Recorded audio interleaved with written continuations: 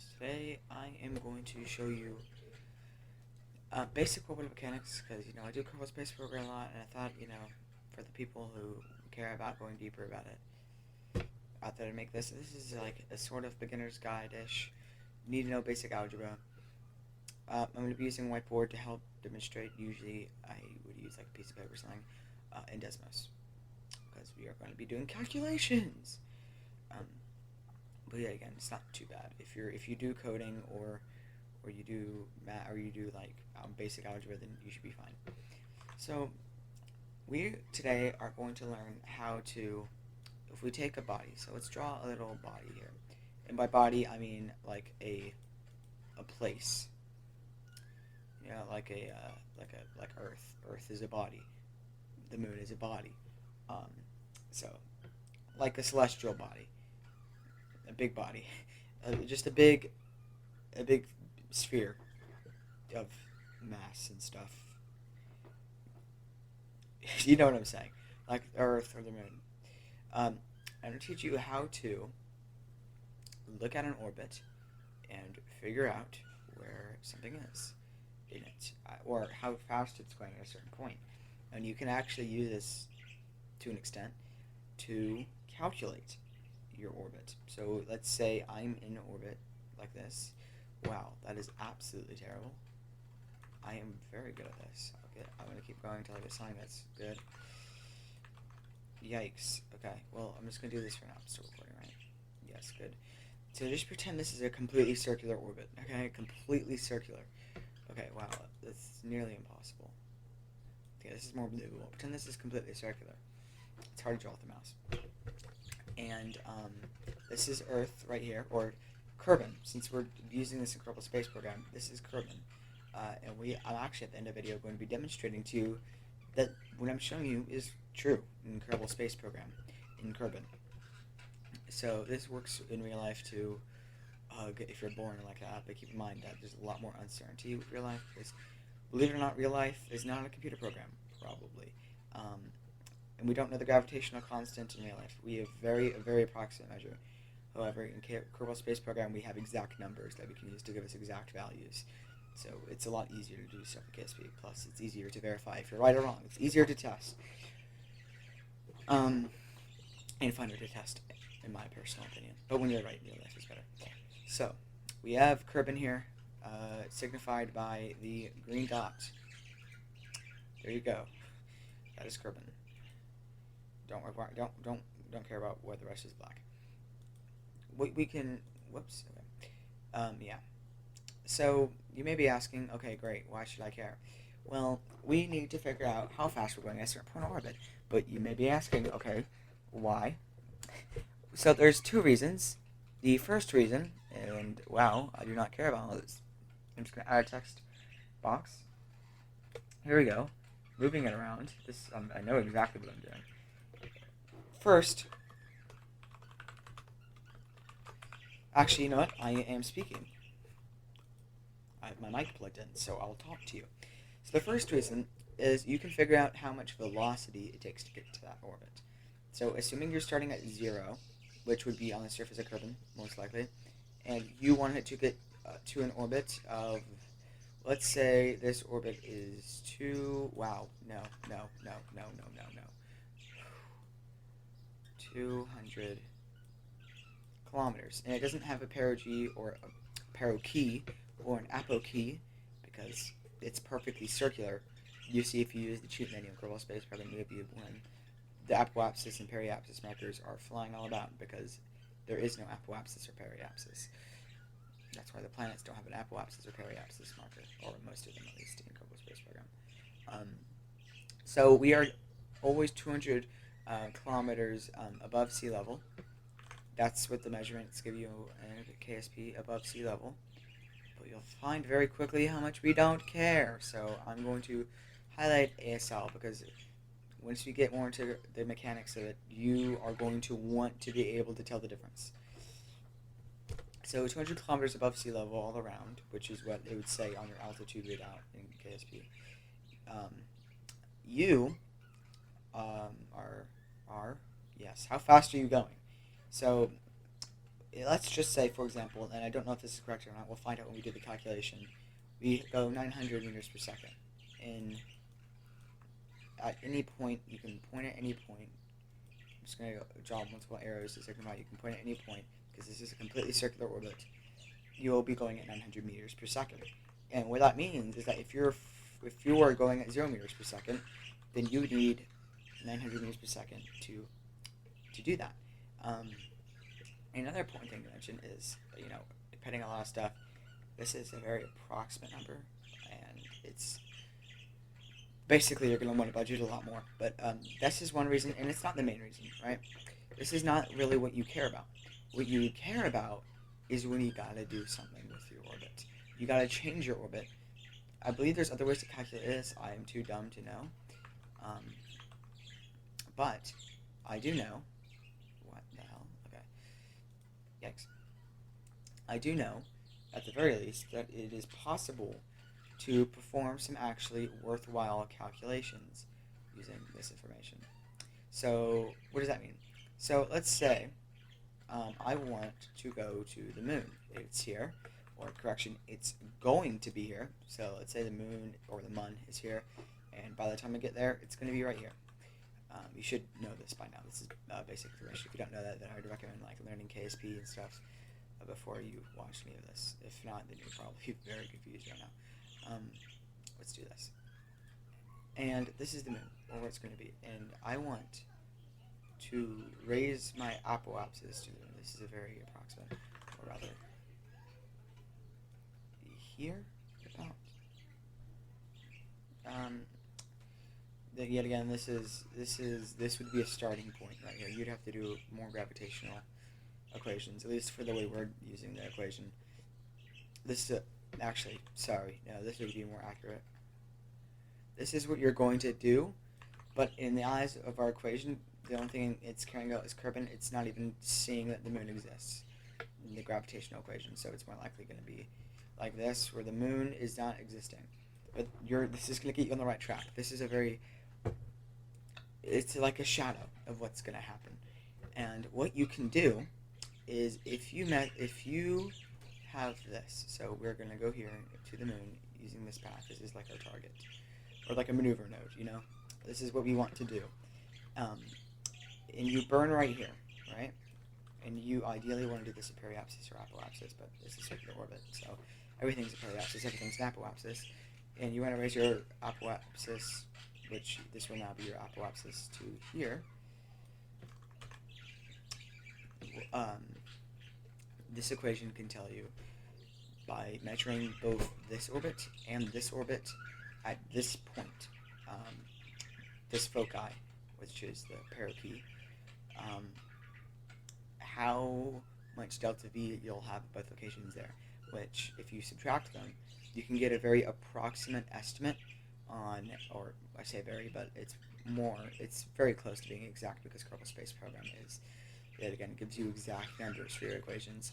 You're going to get a pretty close answer as to how much delta V, or potential velocity, that you're going to need to raise your apoapsis to do this. So it's going to give you, and performing a transmunar, I say mooner because this is Kerbal Space Program, so the mun.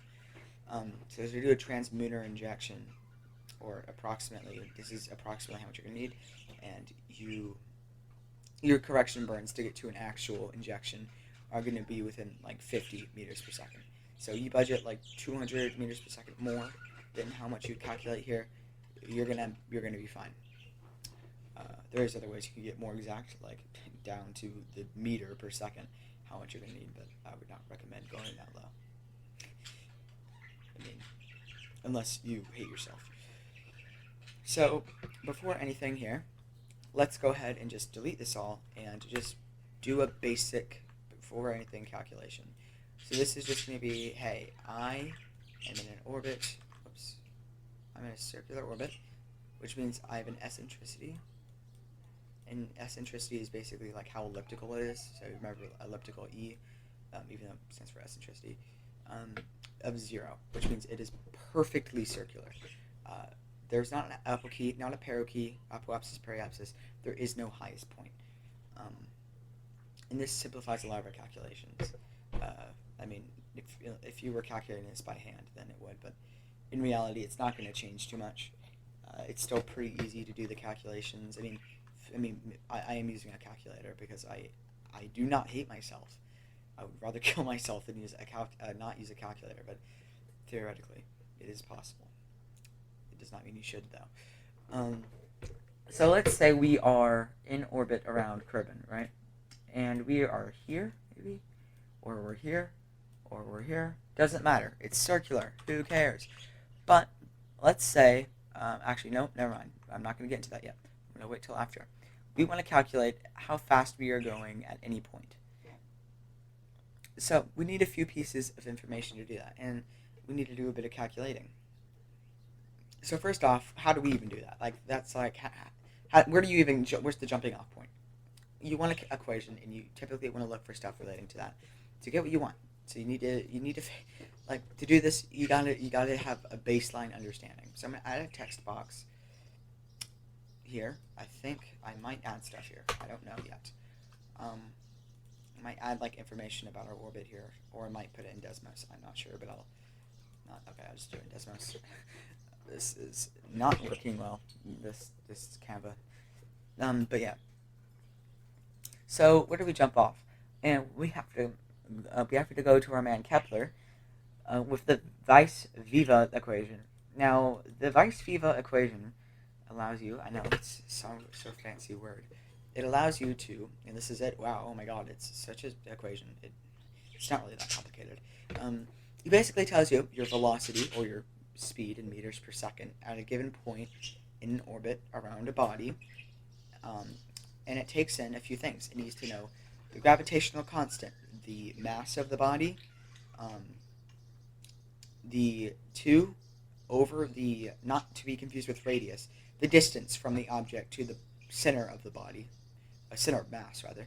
Takeaway 1 over the length of the semi-major axis. Whoa, that's such a scary word there. It's not. These are very simple. They just have weird names. And more realistically, this is going to give you the velocity squared. So we are going to take the square root of this entire equation. However, keep in mind, if we look here, v is the relative speed of the two bodies. So, yeah, r is the distance between the two bodies, a is the length of the semi-major axis, g is the gravitational constant, and m is the mass of the central body. So yeah, you could do this, but you can see here, the product gm can be expressed, or can also be expressed as the standard gravitational parameter using the Greek letter mu, which looks like the mu with a little bit at the end, lowercase at least. So this is what we're going to be using, because it's better for us in this case. So the standard gravitational parameter is what we're going to be using. And in celestial mechanics, the standard gravitational parameter of a body is expressed as the gravitational constant and the mass of the body is multiplied. That's basically it. It makes it easier to do the calculations.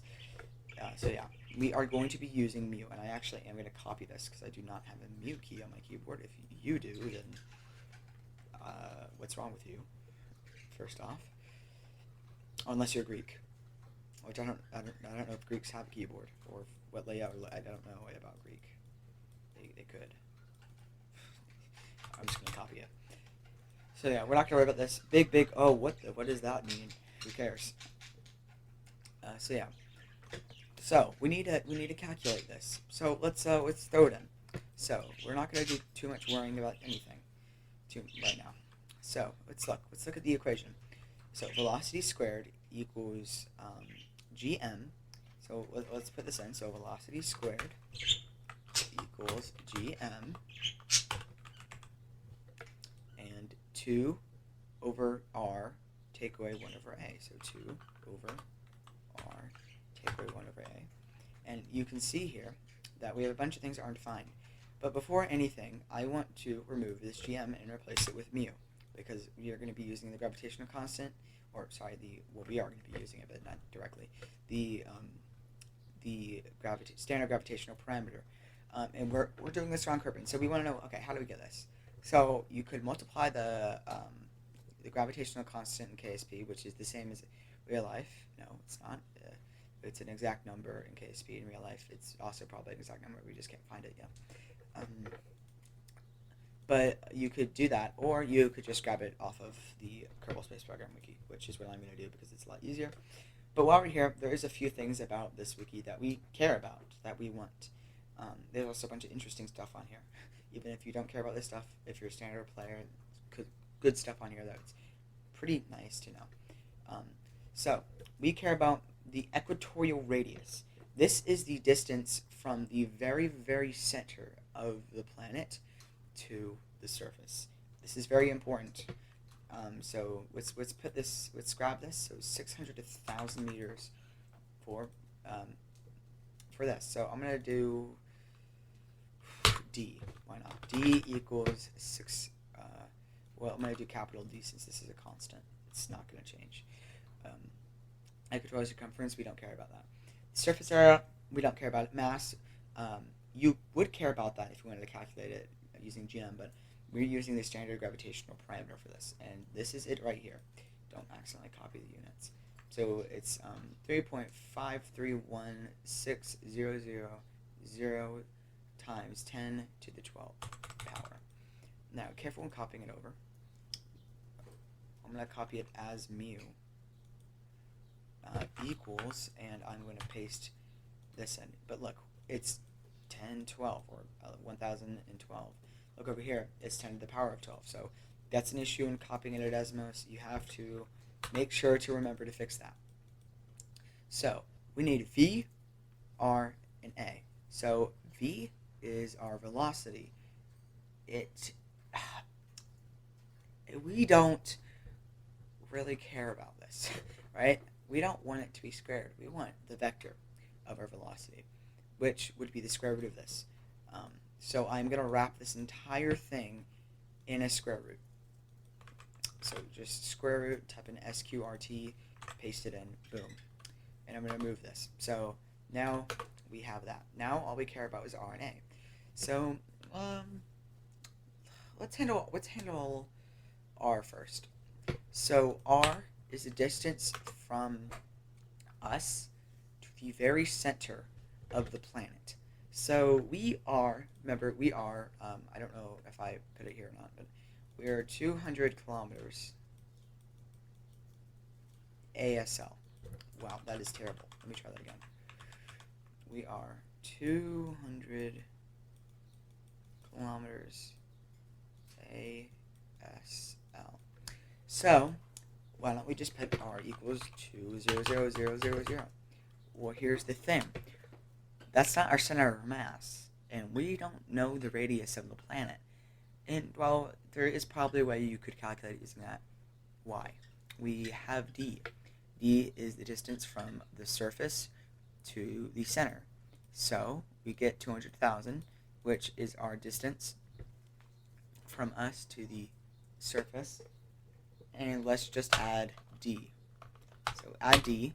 So, 200 plus D is our distance from the center. So, why is it telling us to add, capital D? My bad. Now, all we care about is, I don't think it's going to say it, but we need to know what A is. A is the, remember, if you look here, I just closed out of it because I'm a very smart human being. Okay, yeah, if you remember the Weiss-Viva equation, A is the length of the semi-major axis. So what is the semi-major axis? Well, in short, the semi-major axis is the distance from one foci to the other foci of an ellipse. And that's like, well, what does that mean? But basically, in terms of orbital mechanics, let's say we have a very big elliptical orbit like this, and we have this in the middle. The foci are these 2 points, which you may recognize as the apoapsis and the periapsis. So, yes, it's the distance from the apoapsis to the periapsis, pretty much. Now, yeah, I wouldn't say it like that because I'll show you how you really should calculate it, but at a very basic understanding. So I am actually quickly going to make a bigger model of this orbit that we have. And yet again, just pretend like it's still 200 kilometers ASL with no eccentricity, even though it doesn't look like it. So, yeah. So let's say this, it doesn't matter. Remember, there is no apoapsis and periapsis, which means that there's an ellipse, which means there is no foci. So, the semi-major axis for a non-elliptical, well, first off, we have to figure out how to even calculate the semi-major axis. That's where I should have started. The length of the semi-major axis is r, or, sorry, I'm going to put this in here, is r1 plus r2 divided by 2. So what are R1 and what are R2? So let's define R1 and R2. R1 is the distance from the center of the object, in this case, Kerbin. So if it was ellipse, they would be different distances. To the periapsis, this would be R1, or it doesn't matter if it's the apoapsis or the periapsis, any of the foci. I'm just going to use this direction. It doesn't matter, since this is yet again a circular orbit. In some cases, an elliptical would be easier when it comes to this, but it doesn't really matter. R1, let's just call that one R1. You could do this way. You probably want these to be the same way. R2. So it doesn't matter. It could be from here to here, or from here to here. If it's a circular orbit, if it's an ellipse, it would be the distance from the periapsis to the planet, or the planet to the apoapsis. So, yeah, this is R1 and this is R2. So what are the distances? Well, didn't we already calculate the distance from any point of our orbit to the planet? We did. Remember, that is R. So we can just say R1 is equal to R, and R2 is equal to R. Now, R1 plus R2 over R, you'll notice, is equal to both. So A is equal to R. So our semi-major axis is R. So if we want, we can just keep that, but for the sake of the equation making sense, I'm going to keep these. So look at that. We solved our equation. The equation says that V equals 12101, which means over here that at any point in a 200-kilometer exact equatorial orbit around Kerbin, you will be traveling at 2101 meters per second. Now, is this true? Well, let's go test it. However, in the cheat menu, you don't really know. You don't get an option for apoapsis and periapsis of an orbit. You only get an option for a semi-major axis. But wait, we know the semi-major axis. We know that the semi-major axis is 800,000.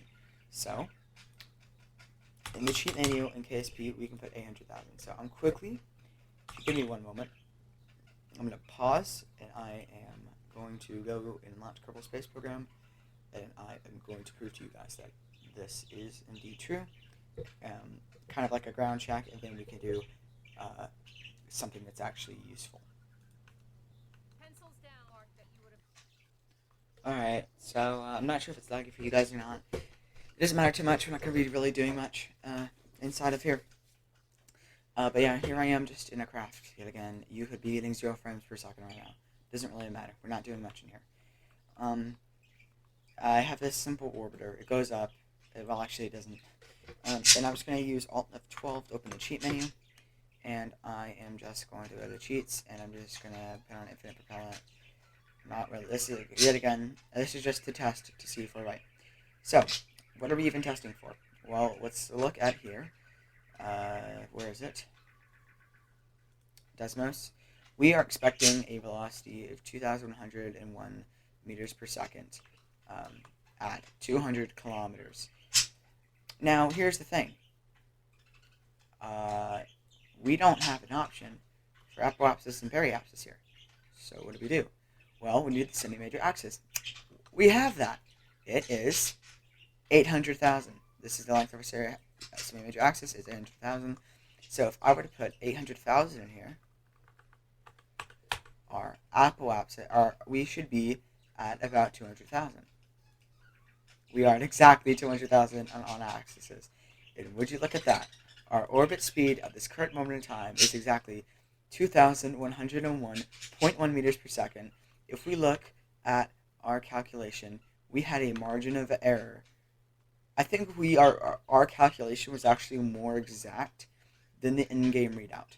I can use Kerbal Engineer Redux to check. I think I'm not sure if I can or not. Potentially.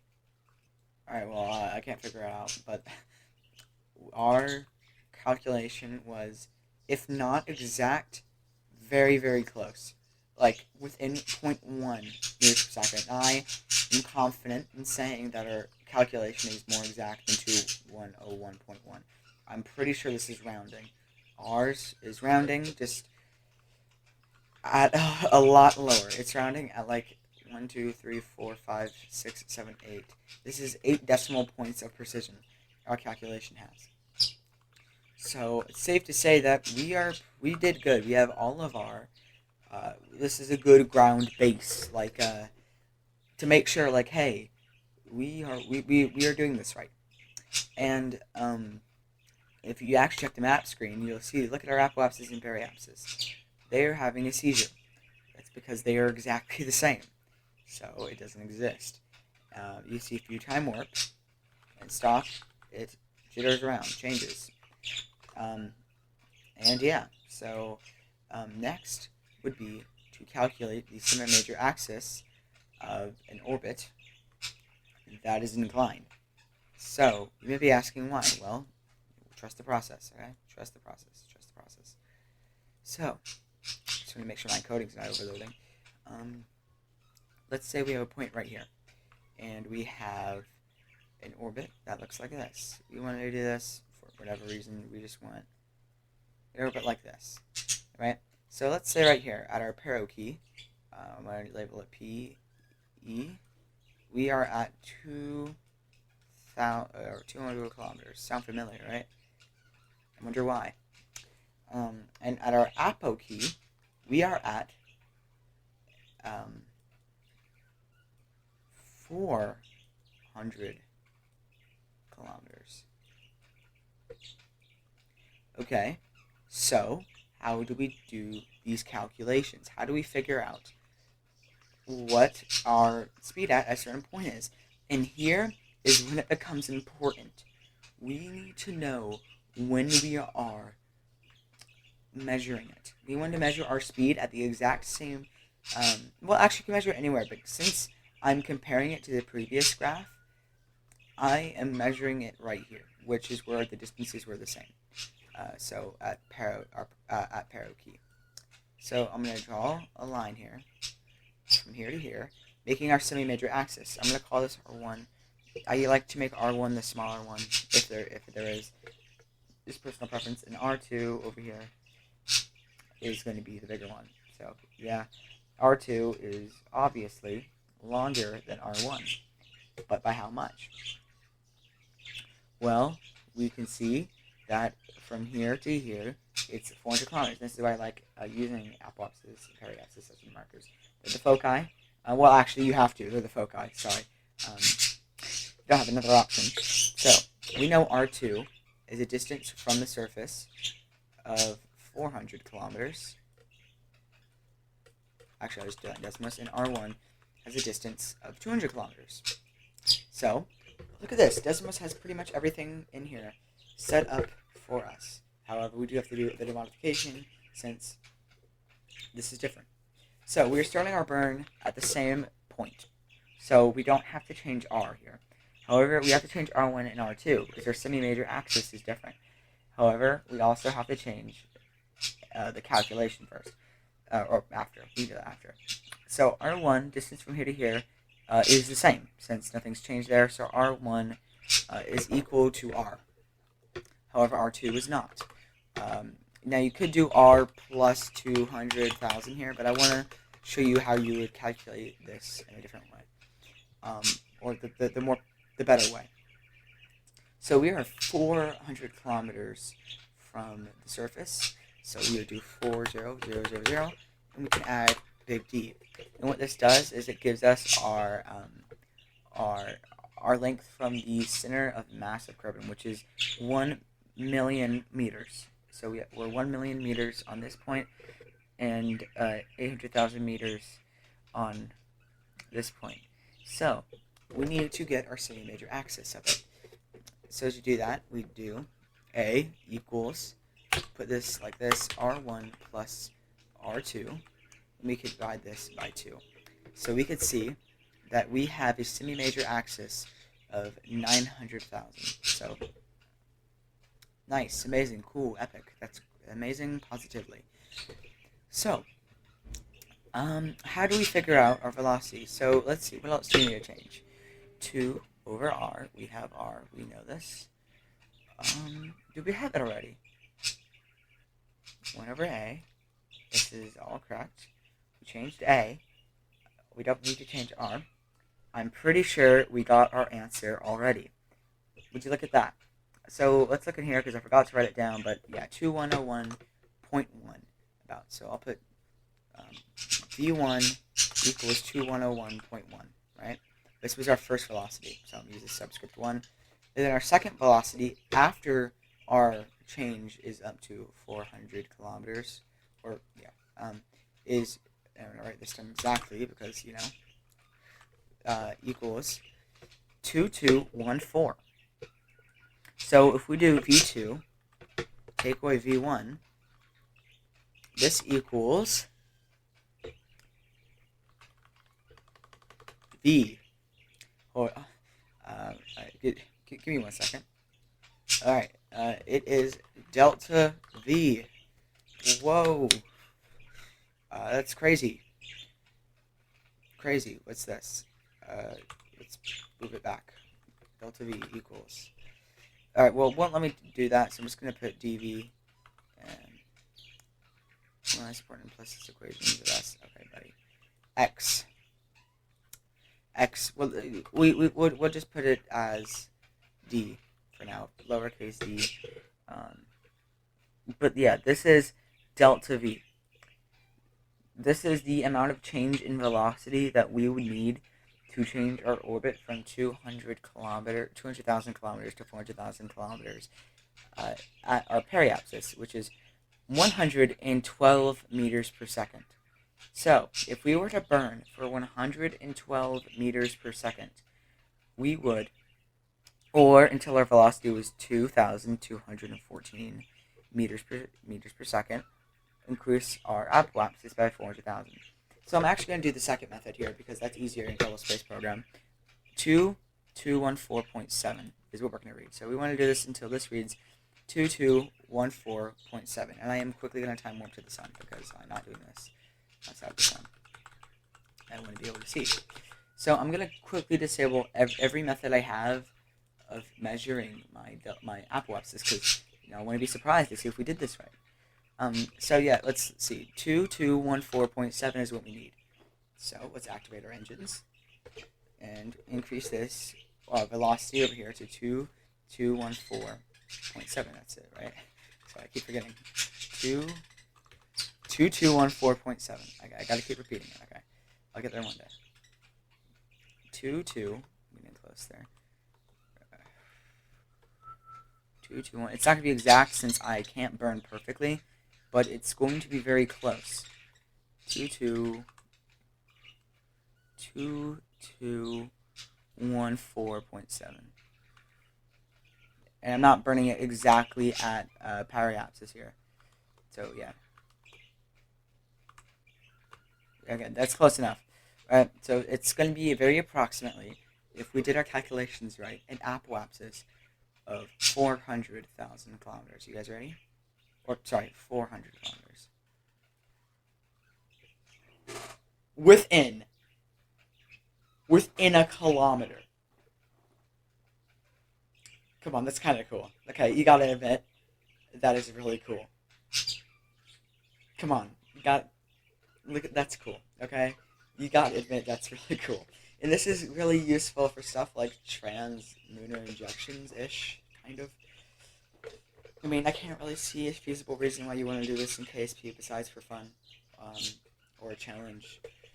Like, oh, I have to go here without knowing my apoapsis, periapsis, or anything. And yeah, but you can also, theoretically, and I might do a video on this, do this in reverse, where you mess with the equation a bit. You could theoretically get your apoapsis and periapsis. Actually, no, you could do the opposite. You could get your velocity and your vector of velocity, your velocity squared, and if you have your velocity squared, you can theoretically get your apoapsis and periapsis. So maybe that's a topic for the next video, not for now. But yeah, this is a decently basic way to understand it, decently basic way to calculate maneuvers using orbital mechanics. So if you want to get really into this, like no more kiddie stuff, no more maneuver nodes, then you really want to do something complicated, do the calculations, do a mission, and watch as it somehow works. This is a good jumping off point. So, yep, this is the equation, this is how to figure it out. So yeah, if you enjoyed, let me know. I'm going to do more of this series, hopefully. But yeah, this is how you calculate how much delta V you're going to need. And keep in mind, the effects of gravity are exponential, which means, real quick, I'll just show you that going from 200 kilometers to 400 kilometers in apoapsis is different from, let's say, 400 kilometers to 600 kilometers. But is this true? Give me 1 second and I'm going to calculate it. Alright, I graphed it, and basically, I don't know if this is a good graph or not to demonstrate it, but basically, the delta V required for the first one, which is getting from 200 kilometers to 400 kilometers, is 112. Then from 400 kilometers to 600 kilometers is 83. Then from 600 kilometers to 800 kilometers is 64. So you can see this is the rate that it's descending at. I plotted it. I don't know if y equals mx plus b would be a good way to plot it, but that's how I did it. So you could see at a altitude of 0 kilometers, you would need, according to this, you would need 134 meters per second, which, you know, isn't to move 100 kilometers upwards. That's not true. This isn't a perfect graph. I don't even know if this would be remotely accurate, but these D1, I can remove this. Actually, this doesn't matter, but D1, D2, and D3 are very accurate here. So yes, the effects of gravity are, I think it is an exponential equation. If you were to plot enough, you could get something. I don't really care enough to do that. But and interestingly, you see the farther out you get, the less your velocity gets, and that's also guess what rate that occurs at, an exponential one. So yes, you get slower the farther out you are from a planet. Hence the Oberth effect, which, you know, you can do research on that. Basically, the closer you are to a planet, the Oberth effect says the more efficient it is to burn there, because the faster you're going, so the more of a boost you get. And the opposite is true. So I guess the anti-Oberth effect. The farther away you are, the slower you are. So yeah, that apoapsis would be the slowest point of your orbit. And you can see that when you throw a ball into the air. If you were to throw a ball up into the air, or actually I have a whiteboard, throw it up into the air like this, and let it fall, you can physically see with your own eyes that when it goes up, it goes like that, like in that speed-ish. It goes up, and its slowest point is its apoapsis. And yeah, every object you throw has one, and you can always count that is going to be the lowest point, or the lowest speed that it is going to reach. So yeah, thank you for watching. I'm gonna have next video. I'm probably going to be reversing the Weiss-Viva equation to show you how you can use velocity squared to get things like your apoapsis ish. It's kind of like that. But yeah, thank you for watching. I keep saying this, but goodbye, finally. I'm pressing the stop record button.